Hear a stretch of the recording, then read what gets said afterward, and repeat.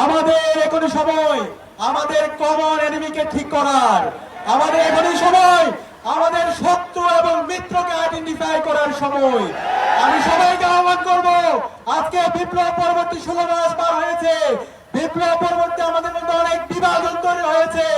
জুলাই বিপ্লবে যেভাবে আমরা ঐক্যবদ্ধভাবে আন্দোলন করে হাসিনার পতন ঘটিয়েছি, আজকে বিপ্লব পরবর্তী 16 মাস পরে ঐক্যবদ্ধভাবে আমাদের বাংলাদেশ বিনির্মাণ করার জন্য, আমাদের কমন এনিমি ভারতের বিরুদ্ধে, দিল্লির বিরুদ্ধে আমাদের প্রতিবাদ প্রতিরোধ চাই রাখার জন্য এবং শরীফ ওসমান হাদি ভাইয়ের পর যে খুনি হাসিনা এবং তার দূষণরা হামলার সাথে জড়িত ছিল তাদের বিচার নিশ্চিত করার জন্য আমাদেরকে ঐক্যবদ্ধ হইতে হবে। আমরা কি পারবো? ইনশাআল্লাহ, ইনশাআল্লাহ। আমরা কষ্ট লাগে আজকে 16 মাস পরে যে শহীদদের রক্তের উপর অন্তর্বর্তীকালীন সরকার তৈরি হয়েছে, সে অন্তর্বর্তীকালীন সরকার আজকে নাগরিকদের নিরাপত্তা দিতে ব্যর্থ হয়েছে।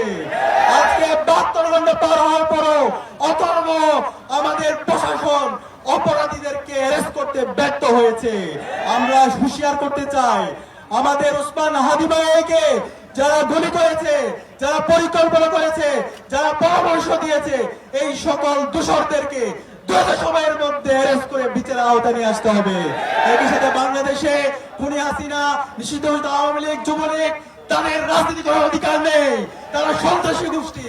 বাংলাদেশের স্বাধীনতার সার্বভৌমত্বের জন্য এই আওয়ামী লীগ হুমকি।